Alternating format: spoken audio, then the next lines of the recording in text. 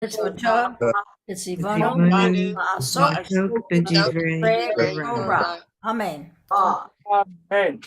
Okay, Jim Ruxin made it just barely. At least I saw him sign in. I don't see him here yet. Okay, Cindy, what's new with Sisterhood? Monday, we're working with Rabbi Nanas. We're doing an Ethiopian lunch. I know Reese is going. I'm going. If you let me know before the end of, and Lynn's going, we could still get you in. It's going to be a tasting menu of 14 different things, a little taste of each, and then talking about the connection between Ethiopia and Israel. We're having a happy hour Tuesday, the 18th at Jonah's Kitchen. The 25th, we're celebrating Israel's 75th birthday at Nua Restaurant. And we're doing another armchair adventure to Prague this time. It'll be in the weekly on Monday. If you want to get the Zoom link, everyone's welcome to that. And then we have our Shabbat dinner with friends at Froman's on the 28th. Whoa. Okay, so it's now a gourmet club. That's what Yes, We're eating a lot. a lot. It just worked out that way. Different places, yeah. Okay, Jim, are you here? I know that Jim Ruxin signed in. Yes, I do. Well, they're having the discussion tonight, Rabbi. Okay, I know that, but I want to give him the privilege, but I don't see him. Okay, okay, Doris, the story tonight, what do you know? Jerry Lewis, the story of Jerry Lewis, his whole, and we saw the movie. Well, I think I most saw of us did. Did you see it? Very interesting. It was very interesting. Good film. I And had he's a gonna- good, I had a good laugh. My sister was here and we just laughed for 2 hours. Wasn't he something? Yeah. Yeah. Tonight, 7:30 discussion. That's all I know. Okay, well, that's good. Thank you very much for that. Tuesday, April 18th is Yom HaShoah VaHaGevurah. That's the full name of the Holocaust Memorial Observance. Yom HaShoah VaHaGevurah, the Holocaust Day, and Gevurah is bravery. It's the day, the date for Yom HaShoah. Anyone know how that was set? Like, because you know, the Holocaust went on for quite a while, unfortunately. How did they set a date for which day would be remembrance of Yom HaShoah? When they were liberated, maybe? I don't know. No? No, it was the beginning of the Warsaw Ghetto Uprising. Oh. The day of the Warsaw Ghetto Uprising. So they chose that as kind of a positive way to initiate the memory. So that's Tuesday, April 18th. There's an evening program at Wilshire. Risa and I are going to be there. I don't have the details, but it's Yom HaShoah. We'll be there. We put in the names for the Yiska reading for our family members who passed away during the Holocaust. They didn't pass away, they were murdered. They were murdered. So you have that opportunity. That's pretty special. Yes. It's Yes. important to do that. Shabbat, good Shabbos. Good Shabbos. Shabbat shalom, Donna. So now Love we you. have, let's see, Tuesday, April 18th, Yom HaShoah VaGevurah evening program. Wednesday, April 19th at noon, current events. We will catch up on the few little things that have been happening in Israel and in the United States dealing with Jews since last we met. I don't expect to have a good time on that day, April 19th. Wednesday, April 26th is Yom HaAtzmaut. It's Israel Independence Day, 75th anniversary. Okay, just checking in. We have such a nice group of people. I'm not supposed to notice that, but it's nice. Okay. Aw, thank you, Stanley. Any checking in that we would like to do? I just want to say I can't go. Donna, May I speak? we didn't hear you. I forgot to take the mute off. I may not be able to attend the anniversary celebration because of the anti-Semitism that's surrounding me over here. I don't want anyone following me over there.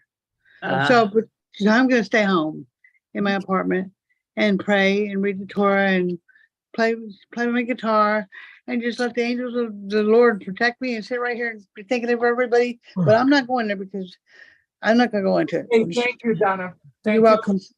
I guess sometimes we share sad moments. We have a grandson who is Maya's brother, who apparently is going over to the dark side and is accepting a job with Tesla. It'll be okay. I'm sure in the long run, he'll survive the encounter. But actually, we're thrilled. I mean, we're thrilled he's employed. You want your grandkids to get employed. So, yes, Maya, we would love to see our grandchildren employed. She also has a younger brother who's decided to go to American University next year. That was a busy week. Busy week. Okay, anything else going on that you'd like to share? If not, we will. May I share something? Can you hear me? Yes, Susie. Hey, Okay, Susie. good morning, everybody. I'm going to be on the high seas for the next 2 Saturdays. I'm going on a cruise. And if you don't see me, it's because I'm really going to try. I'm taking my computer with me, and I've paid for computer services for internet. So I'm going to try to get to you on the 2 Saturdays of the high seas. I think maybe if you had to pay to connect to a religious class, it may be tax deductible. Check it out. Super. Thank you. I'm probably totally wrong, but nevertheless, there you go. It will be worth it, even if it's not. It will be worth Okay. it. Anything else? Anything else going on that in your lives that we should know? If not, we will move directly into very interesting stuff. If you have I'm having a block. Risa, did we say the blessing? Yes. Yes, we did. We did? Hi, Doris. Hi. We did say the blessing, Rabbi. This is the first moment of, oh my God, he's failing. Oh my. Okay. I No, you're didn't say not. the blessing. I didn't hear it either. We didn't do the didn't. blessing. We didn't do it. Baruch atah Adonai. No, we did not. Eloheinu, Olam. asher Asher Shekashah, b'tzvotav, Mitzvotav, b'tzivanu, lasot al la'asot b'divai Torah. I guess you were all sleeping, but I heard it and I said I it. heard it too, Doris. Hey. If we did it Hopefully twice, that then the blessing can't be a crime. if we Okay, did it twice, then I'd we like only to do it turn next time. to page 729 in the Plout. 729. Chapter and verse. Chapter and verse. Verse. No, I can't because this is the Haftarah. Ah, It's the Haftarah. Otherwise, I would have shared that with you. It is from 2 Samuel chapter 6. Rabbi, could you, when Doris, Risa sends out the notice, say which section you're going to use that weekend so we can all be prepared? No, Okay. actually, it's a little bit hard because when Risa sends out the notice, it's doesn't know. Thursday night. And when I'm putting all this together, it's Friday Friday night. night. In case you want to Okay. know my schedule, it's 2 Samuel chapter 6, definitely. Now, I don't know if you know this story, but it is an important story. I'm not going to read it through because there's a lot to do, but I'm going to talk the story through. David has become king. David brought the people together to bring the Aron, the Ark of God, and he wanted to bring the Ark of God to Jerusalem. So in order to do it, verse 3, you gotta picture this. It's a little bit, primitive.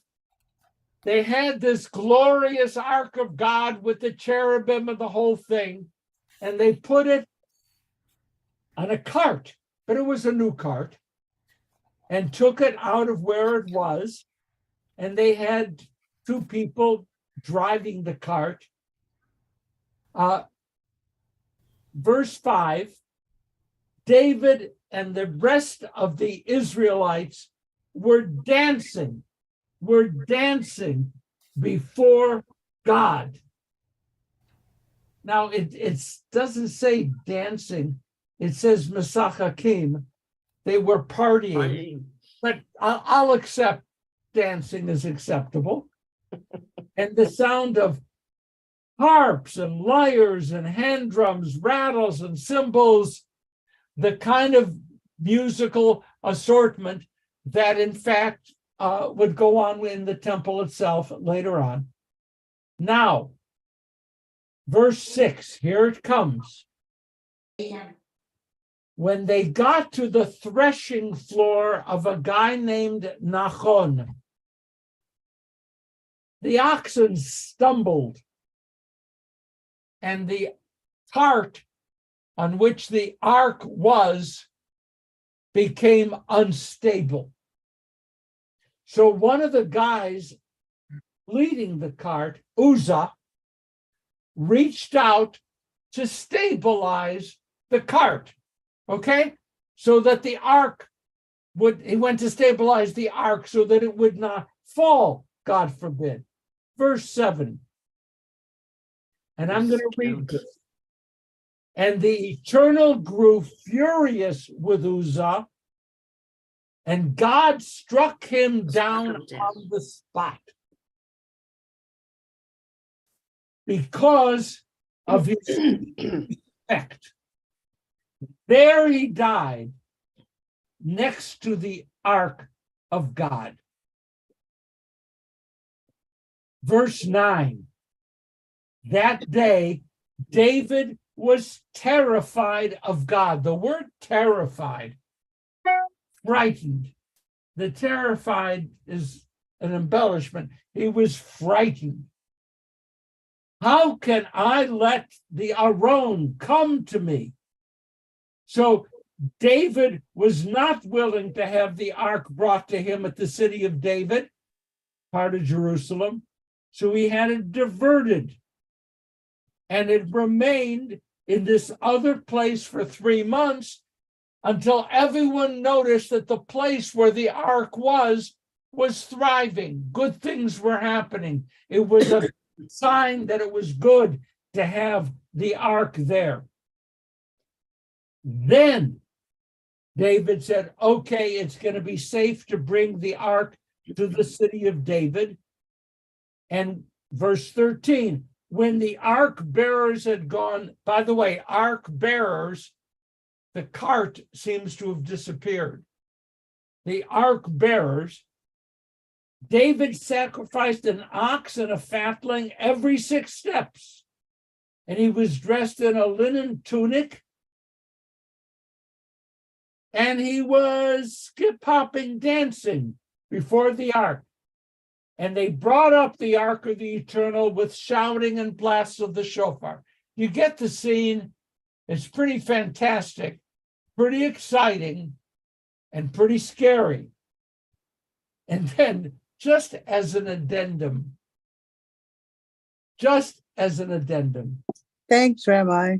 as the ark of the Eternal entered the city of David, Michal, Saul's daughter, whom David had married, when Saul and Jonathan were killed, marrying the daughter of the late king was a way for David to establish his own situation. So he married Michal, and she was looking out of the window and seeing her husband dancing in front of the ark. And she observed King David leaping and skipping. And David sacrificed and so forth and gave gifts to all the Israelites, men and women alike. Then David came home for an exhausting day of dancing and skipping. Verse 20. There was Michal. Screen. You're not on the screen. Who went out to greet him. And she said, you have to get this rich sarcasm. So, the king of Israel really honored himself, Bubala. I love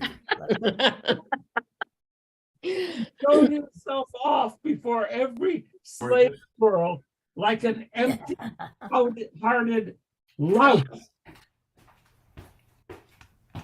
I would have said, that's my husband. He looks great. David then said, I did what I had to do. I shall always dance before God.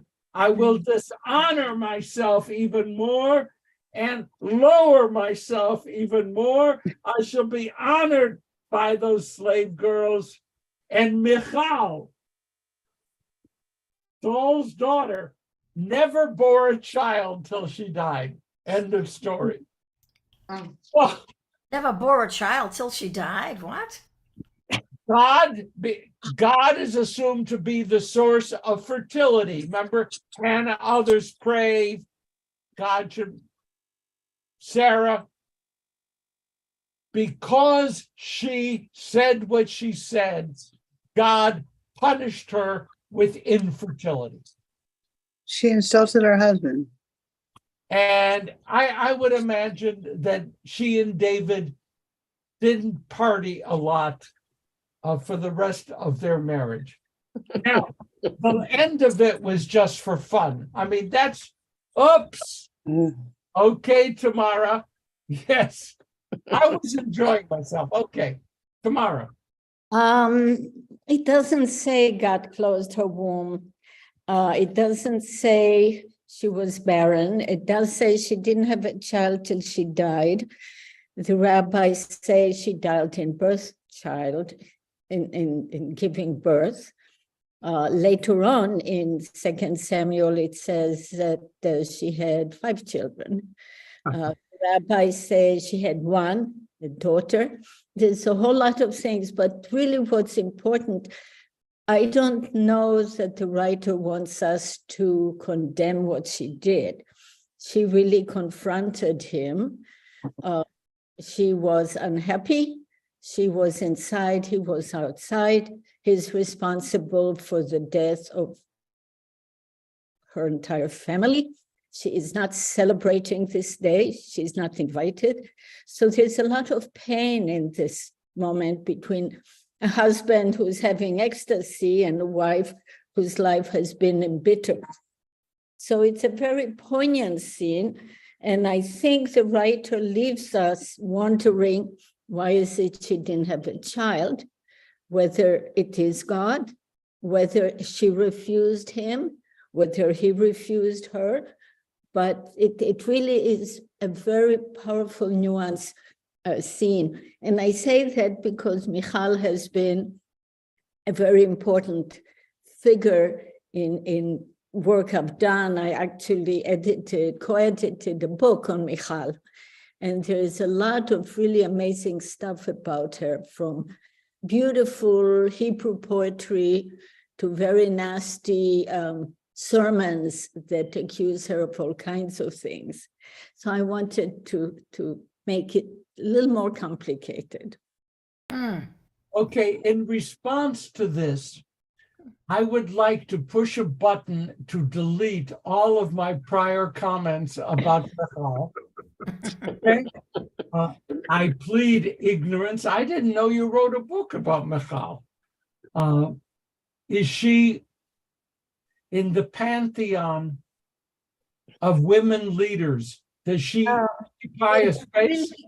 What's really interesting, Jewish writers in the past really appreciate her and go to great lengths to be sympathetic. In fact, the rabbis say she put on tefillin, and they don't argue about that. They only argue whether or not she taught other women to put on tefillin.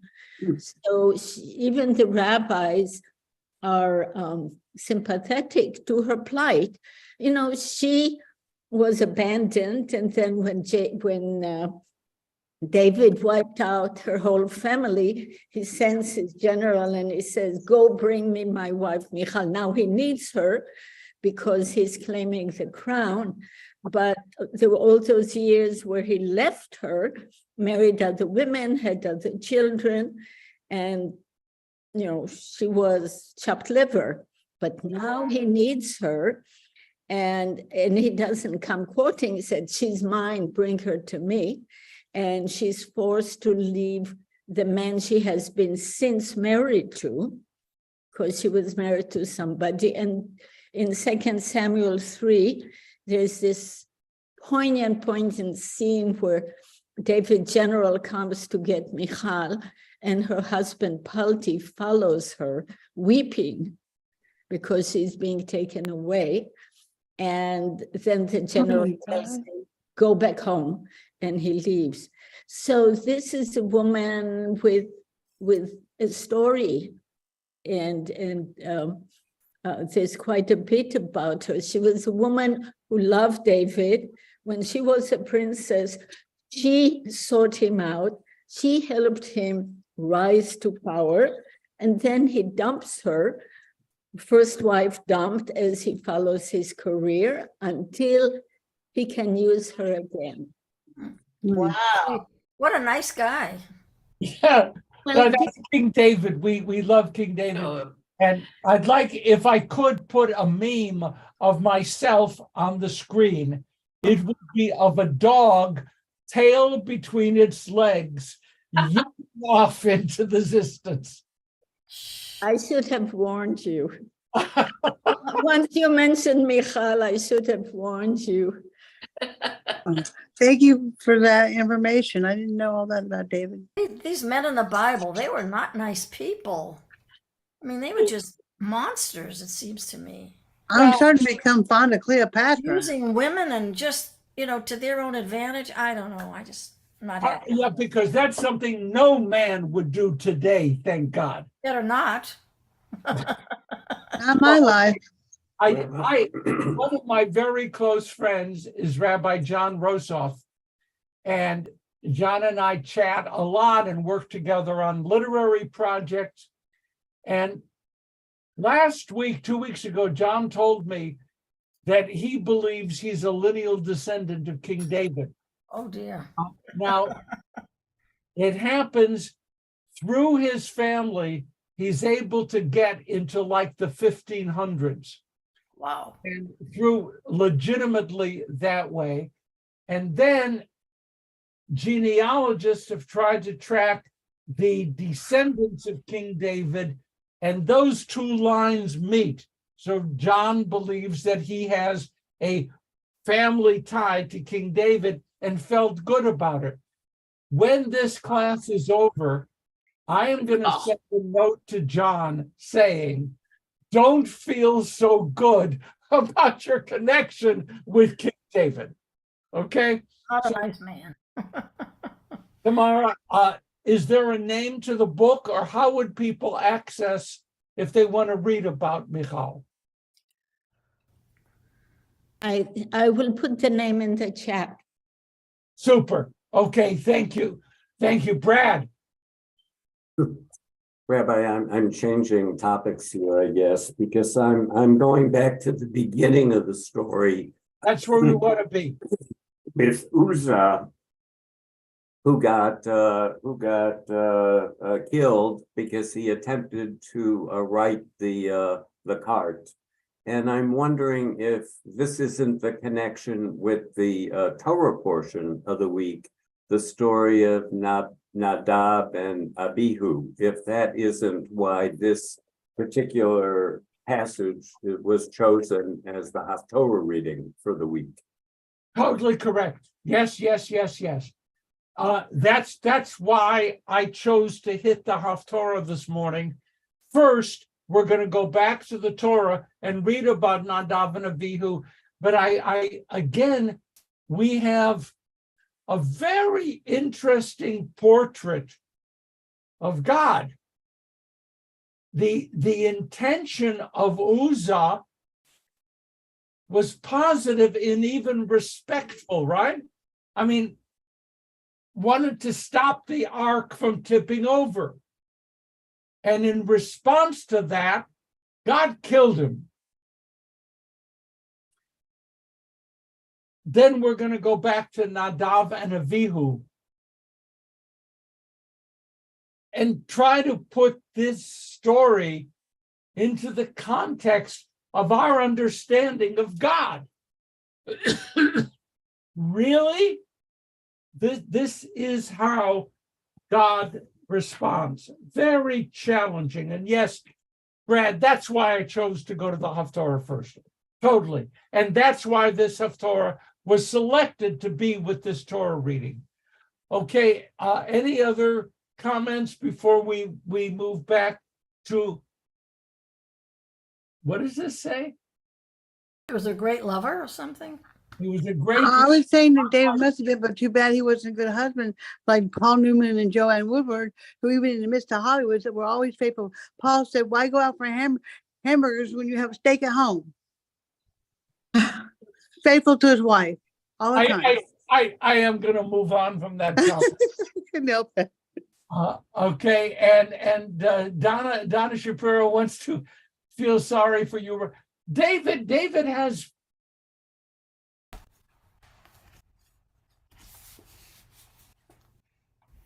When we encounter biblical figures, we don't encounter them by reading a text like this. We see the biblical figures through how the rabbis and later generations described and interpreted them. Okay? So David is this really great person. Ladies and gentlemen, based upon the biblical materials, I wouldn't want anyone in my family marrying David.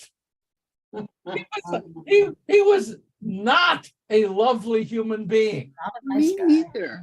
Okay, and David, Melech Israel, yay, David. We see King David as this great human being because the rabbis and later generations taught us to see David that way. And then he becomes the progenitor of the Messiah. Near at hand, he's the father of Solomon who built the temple. So David has to be raised up from a kind of a sleazy early story, so he is fitting for the later achievements given to him. Fascinating, fascinating stuff. I'm going to go.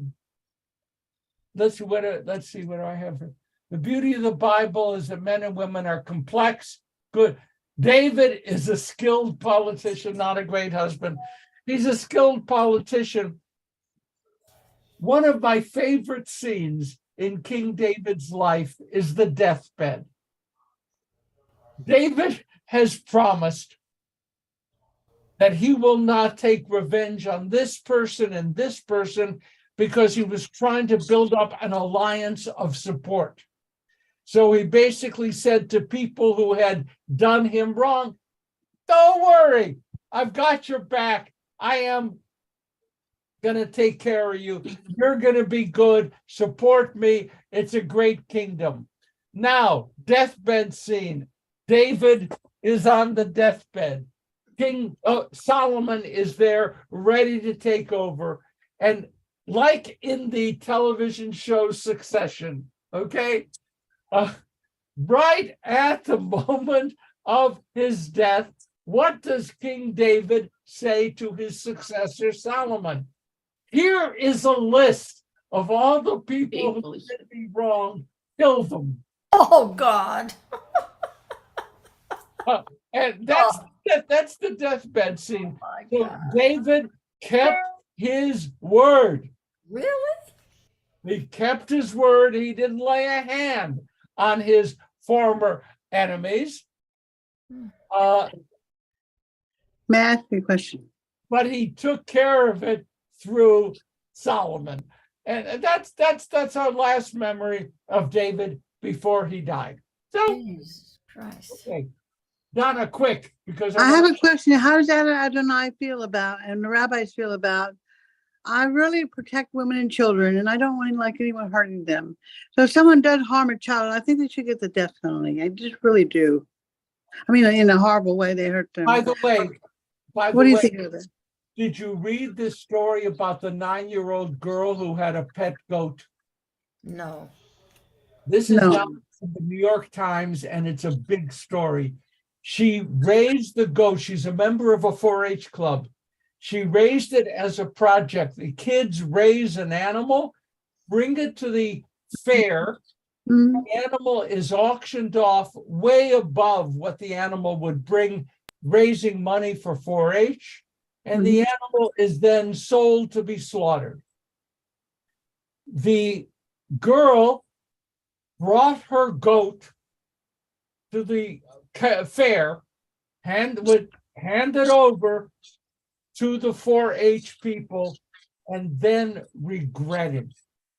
And she began sobbing. And this goat was her friend, her pet, and she changed her mind. She wanted to keep her goat. They goat napped the kid. I don't know what the proper word is. They goat napped the goat and fled the scene. Can you picture it? It's like Oh my God, that's horrible. O.J. Simpson fled the scene, goat in hand, and thank God the 4-H club got the sheriff to send 2 deputies out, grab the goat from her, and the animal was slaughtered. Wow. Oh my God. That's me. Okay, that's my story for today. Let's go back. It's not nice. 709, I'm like Betty White. I love animals. I can't tell the story. which is chapter 10 of Leviticus, verse 1. Chapter 10 of Leviticus, Verse 1. Okay? Yeah. What page? 620 in the women's. On my birthday, 6/20. What page in the cloud? Cloud 709. Oh, I got shame out of line. 7 Okay. what? Okay, Lynn, you're usually my reader. Lynn, wherever you are, I can't find, there's so many people here today. Okay. Lynn, I found Lynn. Okay, would you please read 10:1 through 10:3? Now Aaron's sons Nadab and Abihu each took his fire pan, put fire in it, and laid incense on it.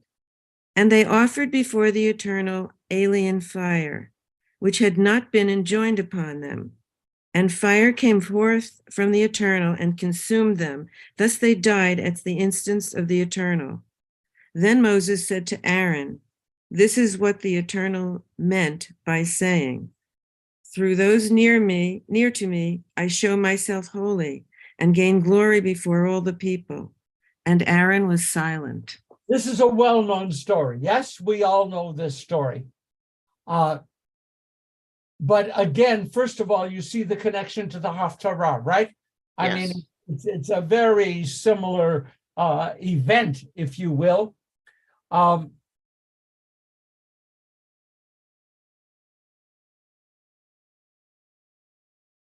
No one knows what's going on here.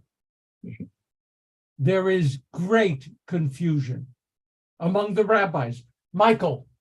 I'm sorry, I'm not actually familiar with this story, and if you wouldn't mind giving just a moment on the concept of alien fire, I just want to understand what the supposed offense was.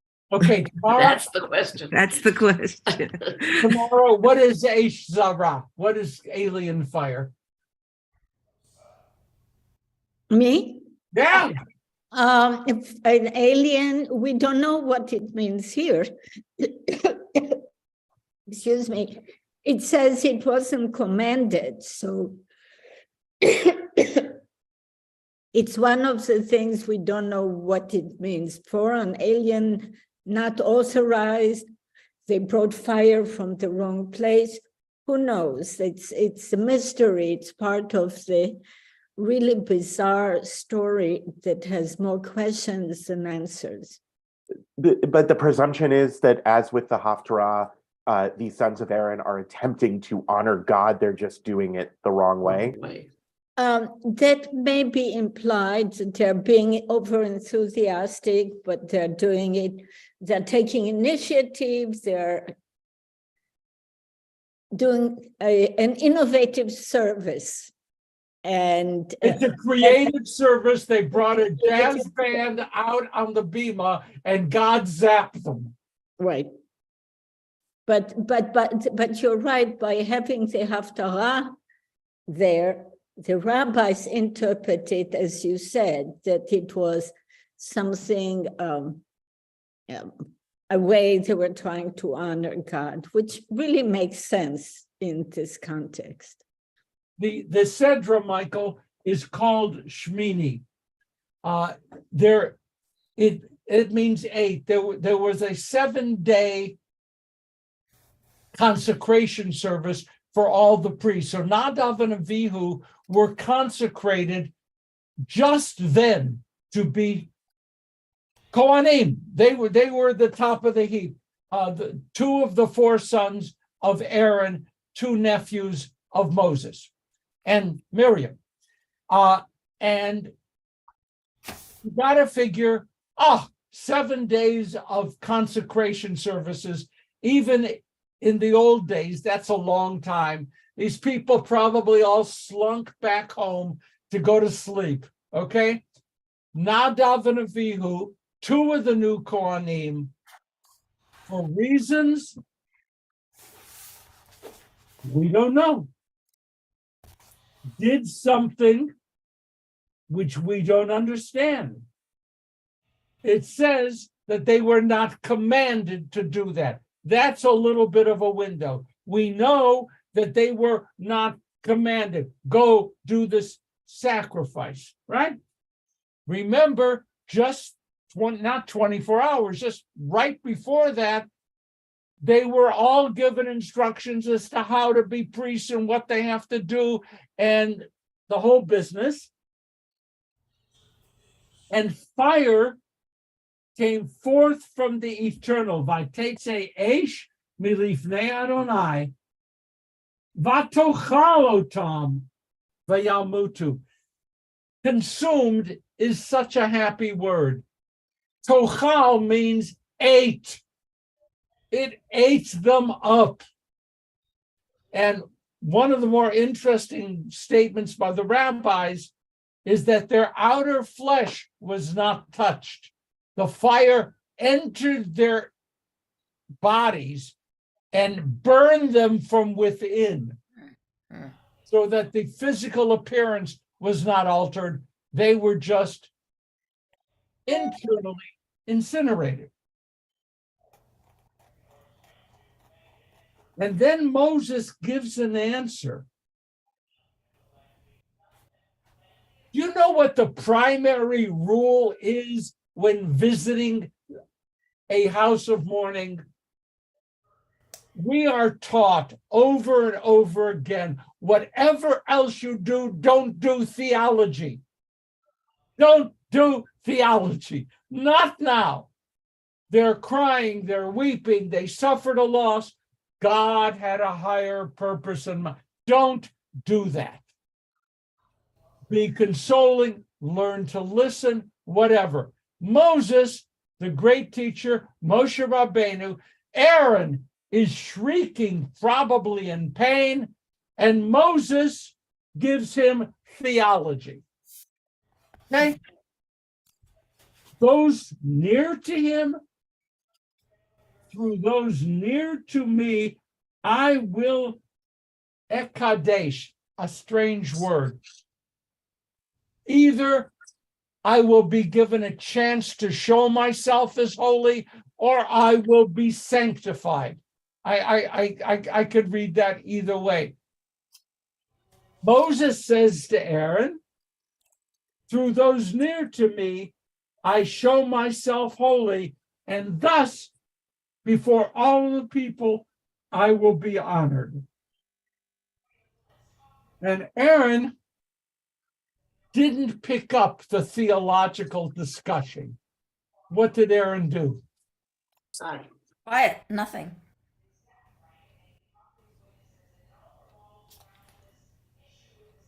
What does through those near to me, I show myself holy? What might that mean? I say, right. May I speak? Hold a second.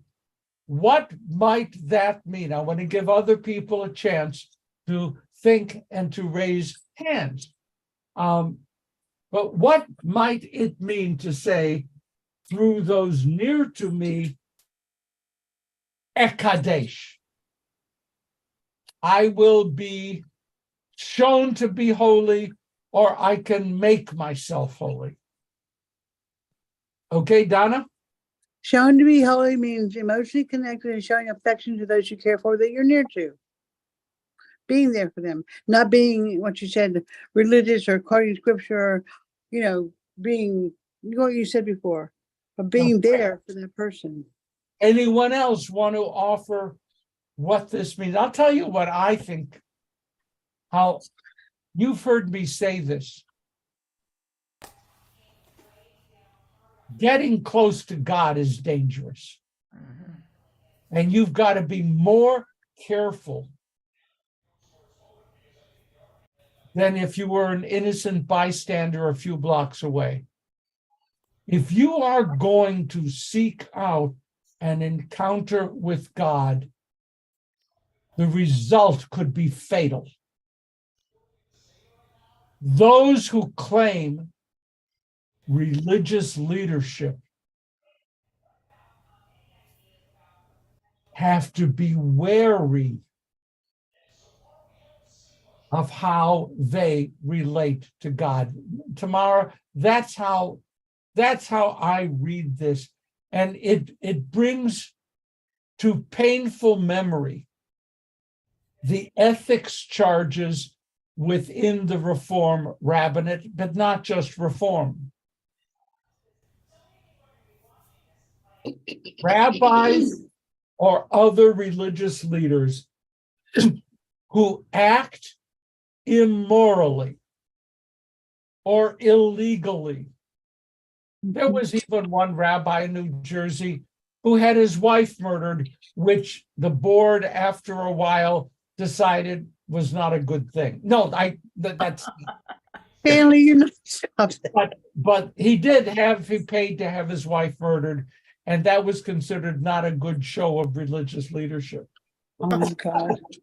But if you're going to be, and I have to say the same thing.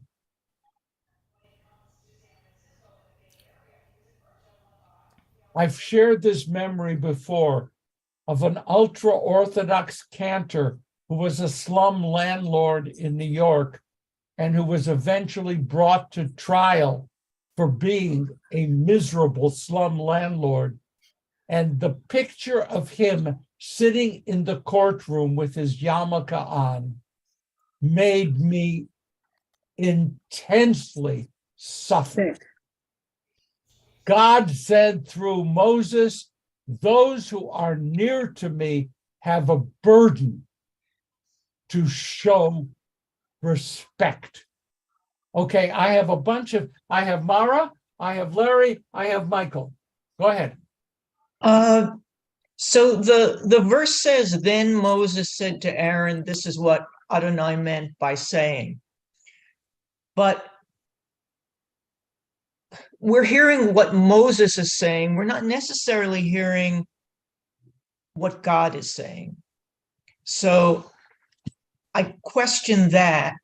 And then secondly, if we are created in the image, then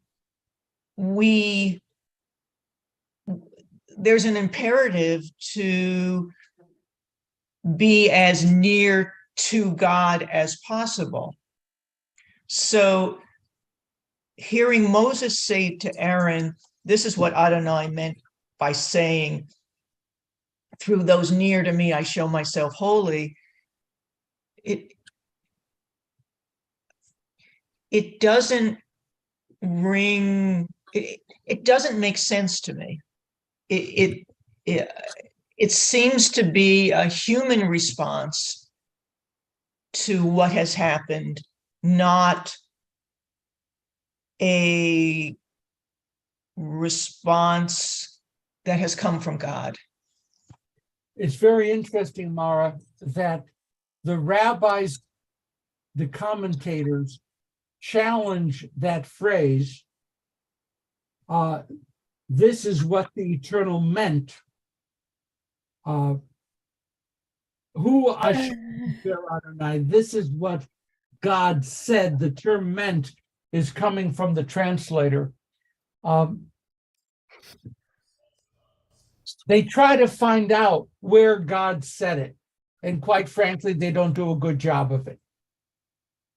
They can't find where God said this, so they're just wondering whether this is more Moses than God. So that's what you were raising. Yes, oh, there you are. The picture keeps moving and I can't follow you. So now I'm talking to you. That they were very uncomfortable with this is what God meant or said when they can't find where God said this. Is this more Moses than God? It's a question. Doesn't mean that God couldn't have spoken to Moses privately and he never wrote it down. Okay, good point. And then You hear that feeling too? But then the other issue of what's being said goes against the imperative for us to be holy because God is holy. It's a challenge. By the way, I like what Rebecca said. Moses is a prophet. He had a direct line. God spoke with him, and that's fair. I mean, we don't know. We just don't know. I gave a list and I forgot my list. Who's next up? I think it's me. Michael, then Larry. I was just going to say, perhaps as a corollary to what you were saying about this being a warning to the high leadership, not to be overly presumptuous or act out of turn, that perhaps it's also could be construed as a lesson for the non-leadership not to let themselves feel that the high leadership are on some plane above them and that everyone is on an equal footing. You mean like Donald Trump? That's very interesting. What you're saying, Michael, is it is appropriate for all of us to have high expectations for those who would be in leadership positions. And if they are deeply flawed, everyone is flawed. If they are deeply flawed, to worry about that. Okay, Larry. So I am wondering, because I do not know, whether Christians have a different view or a different interpretation of these episodes, in that we don't talk much about an afterlife, but if you believe that God calls people home to him in heaven, then, or at least good people, that maybe these people who are trying to get close to God get what they want. It's interesting. Larry, as always, you bring a focus which is really important. And I'm going to talk to you and ask no one else to listen, okay? Christianity speaks about a vengeful Old Testament God. And that the God Jesus brought to the world is a God of love. It worked well during the Crusades, but I don't want to be bitter. Yeah, I had a big argument with my freshman Western Civ teacher about this. What was the argument? Oh, she definitely taught the Old Testament from a vengeful Christian God view. Okay, she's wrong. Okay, Certainly. but this just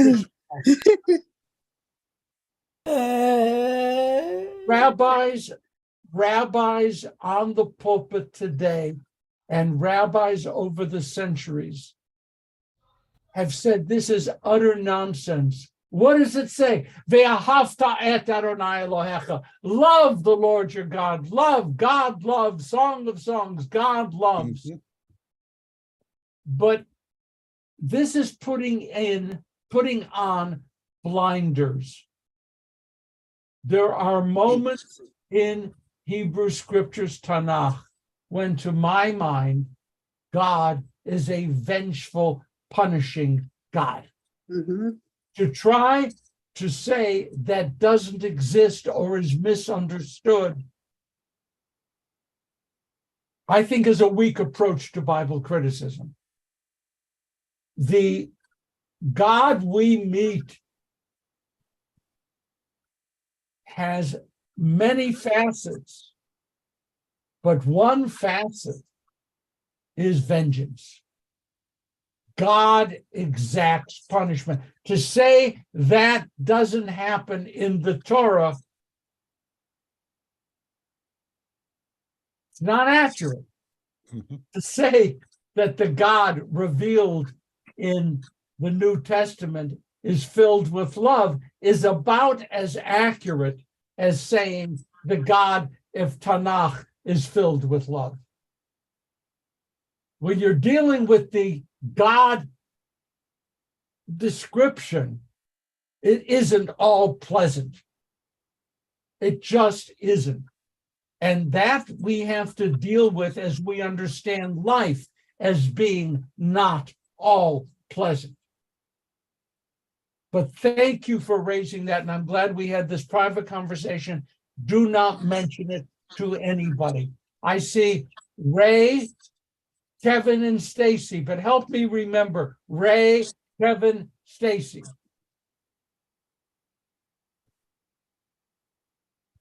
Muted. I think Kevin may have been in line first. Oh, okay. Then Kevin, go. He's muted. Okay, I wasn't in line first, but it goes with what Larry was saying. Just because if you take this, I guess, differently, like it's a good thing. Aaron's sons thought they were doing something really good to the fire, and it says, whereas is through those near to me, I show myself holy, which means God is showing himself to Aaron's sons. And it's if I don't know if you call it the afterlife or what's not in this life is something different. We view it as they died, just like when the guy tried to save the ark from falling over. If it's actually God showing himself and it's something good, and we just interpret it as bad because we see the death as opposed to the glory of being close to God. They're in a better place. Thank you for that. I would like to thank Risa and Tamara for not paying attention to my golden words, but rather exchange on the chat, which is an important exchange. And I'd like to call that, to your attention, the two comments. Thank you for that. And I do hope you'll rejoin us soon. Ray. I agree with him. Thank you.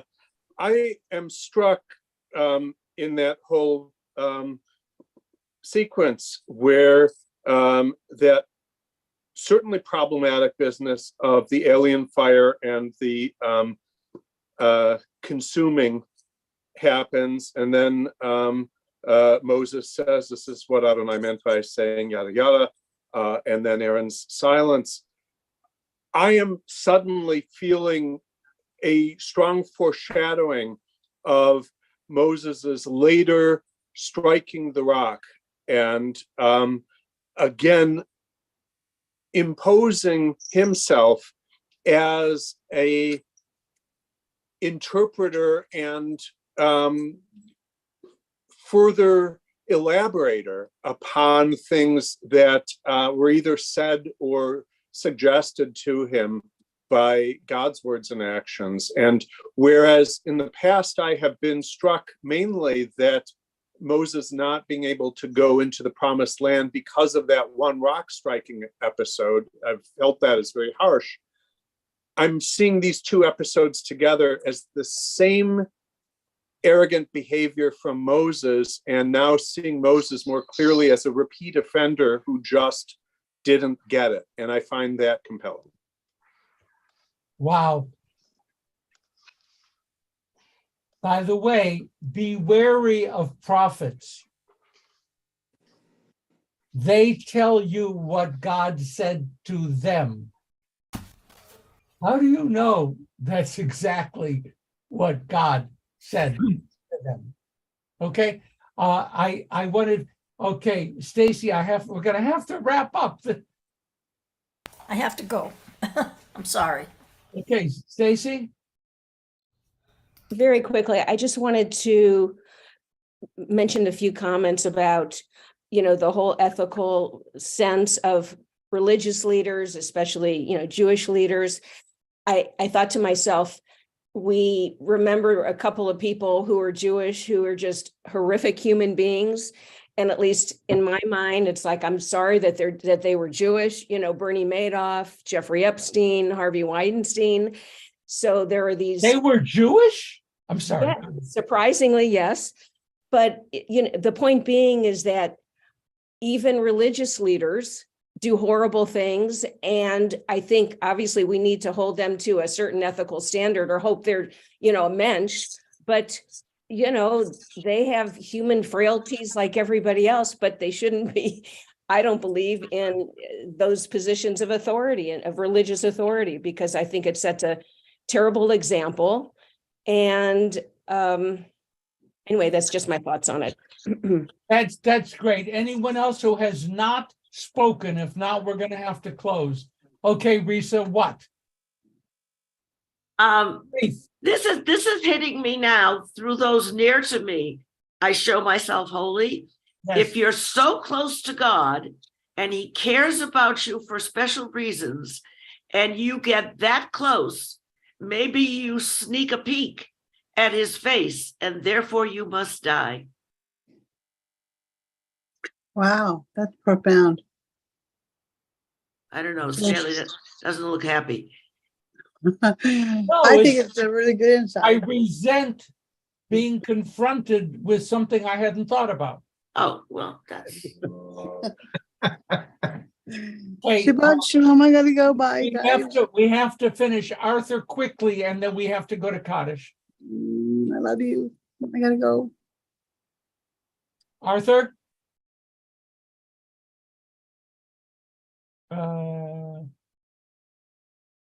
You're still muted.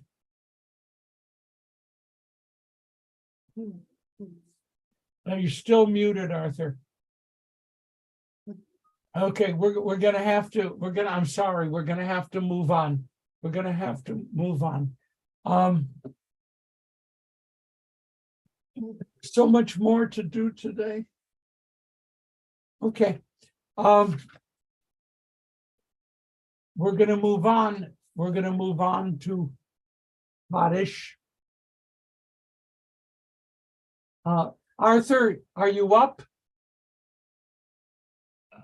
No, okay. Okay, sorry for the problem. The guy who was helping not to fall the chariot, he was killed because he might have seen God's face. Yes, Arthur, I think that's what Risa was pointing to, and that could be very dangerous. We have to move now with love to Kaddish.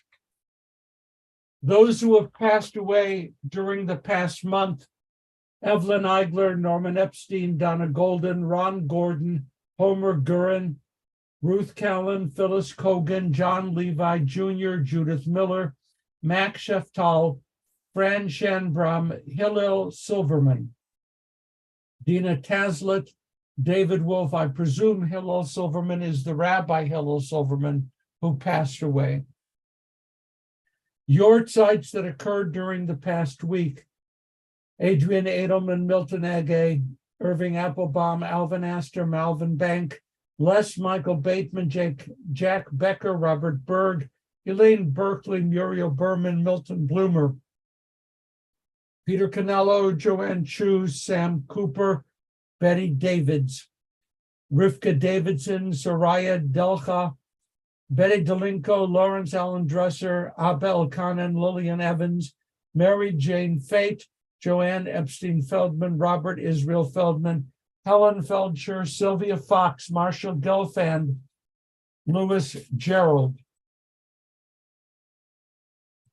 Hyman David Glassberg, Ethel Gold, Lillian Goldberg, Yetta Goldstein, David Goodman, Minnie Gordon, Sam Gottenberg, Lawrence Graff, Lou Greenspoon, Edward Harbert, Bernard Harris, Deanne Endersky, Mitchell Jarko, Rose Carrots, Fayette Carpel, Lawrence Carden Gaynor, Sarah Kleiman, Evelyn Cosberg, Suzanne Krakow, Elaine Krasno, Frank David Creven, Edith Leonard, Pamela Lever, Alfred Levin, Betty Levy, Alice Levy, Shirley Levy, Clara Lichtenstein, Judy Lipset, William Luckheim, Lester Majofis, Sally Ruth Mayer, Helen Mayers, Edward McNamara, Samuel Miller, Jack Mizrachi, Dustin Mullins, Charles Nevels, Melinda Notkin, Genevieve Polyp, Joyce Powell, Hannah Pushin, David Rand, Ruth Resnick, John Ressler,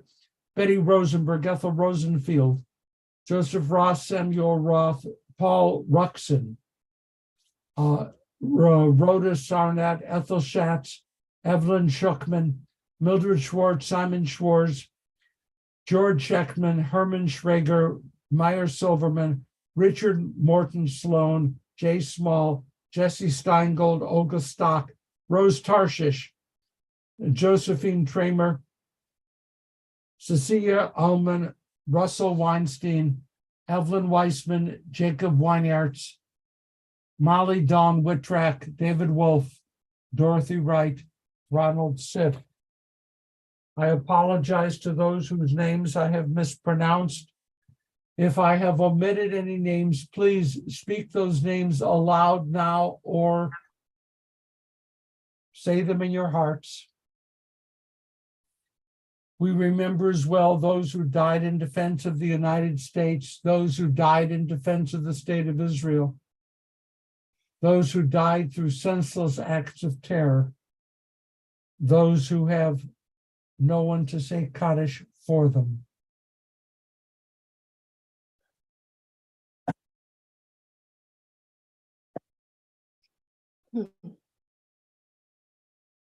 Yit Gadal, B'Yit Kadash, Shemei Rabbah, B'Alma Divra Chirutei, B'Amlich Malchutei, B'Chaye Chon of Yomechon, V'chaye Dechol Beit Yisrael, Ba'Galah Man Kariv, V'Imru Amen. Yehi Shmei Rabbah, V'Varach L'Olam Olamei Amaya, Yitbarach, Yishtabach, Yitba'ar, Yitramam, Yitnaseh, Yitadar, Yitaleb, Yitalal, Shmei Shar Urichu, Le'ima Min Kol Birchata V'Shirata, Yishtabata V'Nechamata, Tamiran B'Alma V'Imru Amen, Yehi Shlama Rabba Min Shemaya, V'Chayim, Aleinu V'Yalkol Yisrael, Amen. Shalom B'Romav, Hu Ya'aseh Shalom, Aleinu Yalkol Yisrael, V'Imru Amen. May God, who makes peace in the high places, make peace in our hearts Make peace in our homes. Make peace in the household of Israel. Make peace among all the families and nations of earth. And let us say, Amen. Amen. Shabbat Shalom. Shalom. Shabbat shalom. Wonderful discussion. Wonderful, wonderful, wonderful. Thank you for being you. Thank you so much, Shabbat shalom. everybody. Shabbat shalom. Shabbat shalom.